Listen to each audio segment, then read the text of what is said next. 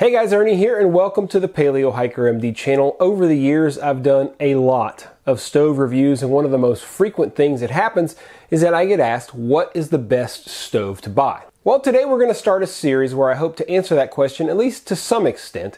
So stay tuned and I'll explain.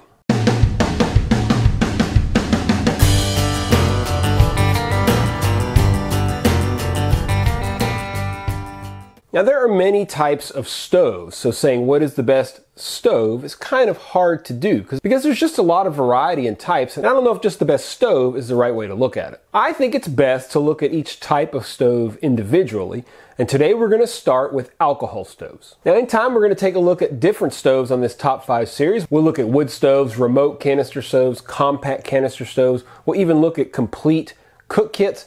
And then we're going to take the top 5 series and we're going to go to other things besides stoves. But for now, we're going to start with alcohol stoves, like I said. Now, if we want to get technical, let's just determine exactly what is an alcohol stove.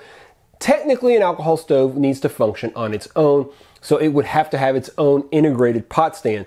If not, it's just an alcohol burner. I also think it's hard sometimes to say there is a one single best stove, as often you'll have different situations where certain stoves or types of stoves will work better than others. So that's why we have a top 5. We're going to look at 5 different alcohol burners or stoves, including what I think is the best pot stand if it is a burner, and we're going to discuss them in no particular order. We'll talk about a little bit of pros and cons for each, and that way you can decide which one is best for your particular situation. Now before we get started, I want to stress this is not a review of each of these stoves. We're simply going to look at each stove, discuss the specs a little bit, then we're going to boil some water and we're going to see how long 1 ounce of fuel burns in each of these stoves.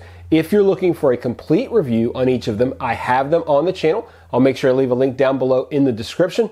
Also, as we go along, I'll try to remember to leave them up here in the cards as well. So if there's one you want more information on, I have a full detailed review on the channel. Today, we'll just discuss highlights and performance. So let's start with our first stove. We will start with what's called the Fancy Feast stove or the cat can stove. This is made with a cat food can, some carbon felt on the inside, and a tomato paste can. Key thing is to put a couple of vent holes here, and then on the bottom there's some notches to allow the fuel to go through. Either way, you can learn how to make one of these on many channels here on the internet. I do have a detailed review of how to make one on my channel. I'll leave a link down below. Every one of these stoves is a little bit different and will weigh differently. I have 1 1/4 inches, as you can see up top here. Let me just weigh it for y'all. So we have 28 grams or 1 ounce. 28 grams or 1 ounce for this stove. The cost, of course, is a few dollars. You just have to buy some components. If you happen to have a cat, then great. If you like tomato paste, beautiful. And you just have to pick up some carbon felt. The benefits, there's no need for a pot stand. You can put the pot straight on top here, which is a very big deal. This is actually the only alcohol stove we'll be looking at. The rest are burners. It's very inexpensive. You can make it yourself. It is very fuel efficient and has consistently good boil times. It's also ultralight, as you saw, at 1 ounce. Very hard to beat. Let's go ahead and boil 2 cups of water with it, and we'll see how long 1 ounce of fuel burns overall.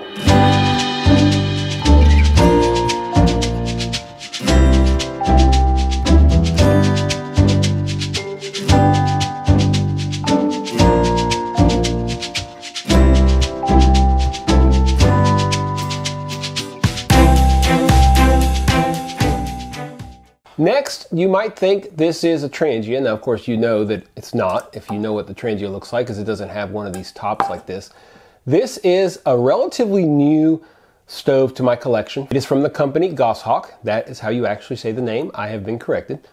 Goshawk. Dimensions are very much like the Transient, 1.7 by 2.8. It weighs 2.4 ounces, which is just a little bit less than the Transient itself. I'm going to show you guys what it looks like inside. You can see that it actually has siphon tubes in there that are made out of copper. I'm going to go ahead and throw some light on here. You can see the copper a little bit better.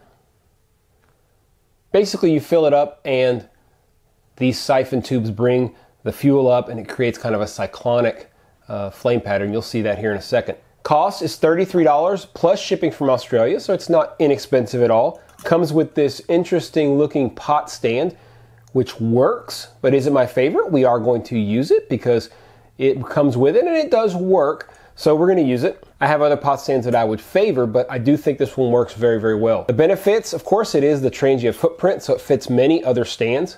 Very fuel efficient, and it concentrates the flames very well onto the bottom of any pot. It does come with a simmer ring, and you can use it to store fuel like any other transient. You can screw on the top. Let's go ahead and do our bowl test.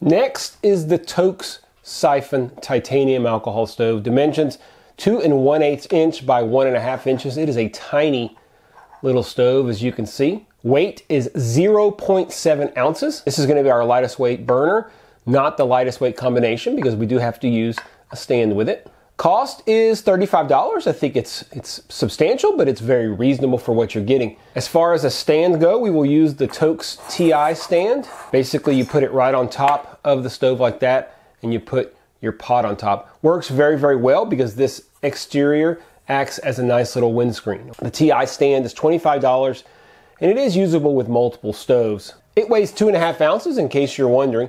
Now, the benefits from the standpoint of this stove, it is crazy small and crazy lightweight, has a very, very small footprint, will fit inside of just about anything. It primes very quickly, it's very fuel efficient, and it's easy to extinguish and recover any unused fuel if you need it. It also has no moving parts. This thing's not gonna break unless you smush it.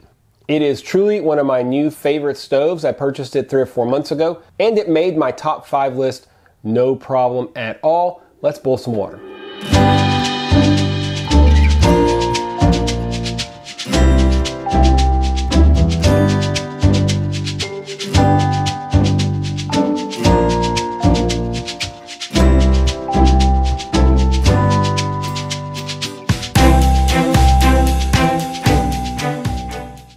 Next, we have the Evernew Titanium Alcohol Burner. You can see a couple of differences from the Transient. It doesn't have a screw on top, and it has 2 rims of flame holes. You can use this without a pot stand. You can, but I don't think it works as well, so we'll be using it with a pot stand. Dimensions are 2.8 by 1.65. It weighs 1.2 ounces, which is super lightweight. Cost is pretty pricey, $42, and you are going to want to combine it with a pot stand. We are going to use the Evernew DX stand. This is also a titanium based stand. We will be using it with what they call the turbo plate. Again, I'm going to stress right here to talk to you guys, this is not a direct comparison. So people will say, well, it's not fair to use the DX stand and the turbo plate because it may benefit it over something like the Transient Triangle, or just using the Goshawk. But look, here's the thing. I'm just putting my top 5 out. This is not a comparison. I'm not saying one or the other is better because of time. It's a combination. It is a complete comparison amongst all of them. So if you're going to use the Evernew and you want to use it with what it was designed to be used for, this is the stand for that. This does cost $48. It weighs a scant 2 ounces, and it does add tremendous wind protection, which is great. I will also state here, there is no wind. We are inside. I shut off my air conditioner and it's nowhere near, so all of them will not have any wind. So really, I don't think wind protection will make a huge difference, but they will not all have wind protection like this one. Let's boil some water.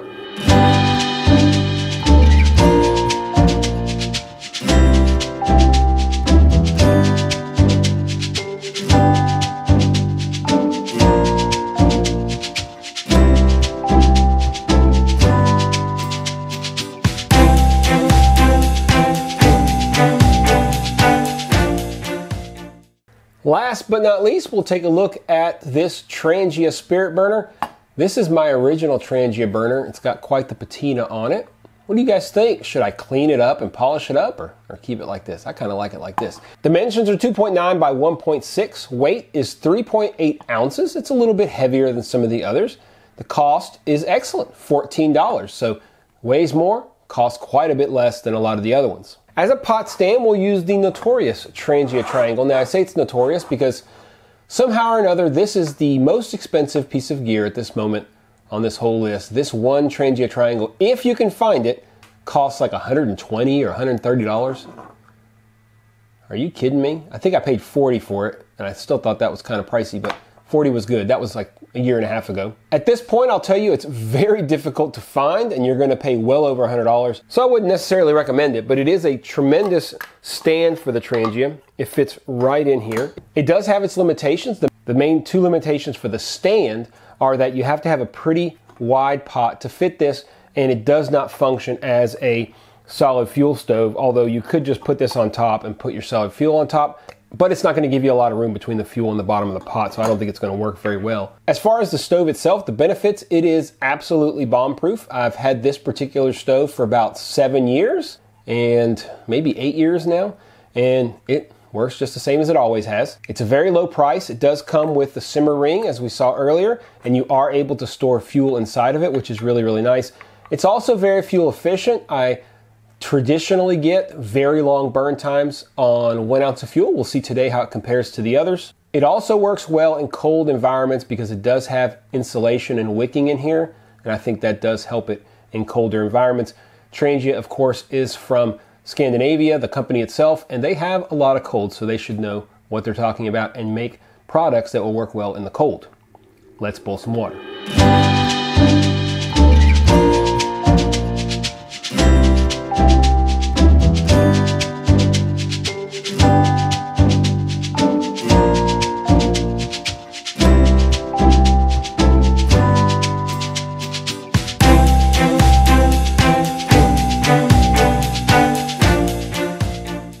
So there you go. And I'll stress to you guys again, these are my top 5 alcohol stoves, my top 5 alcohol stoves.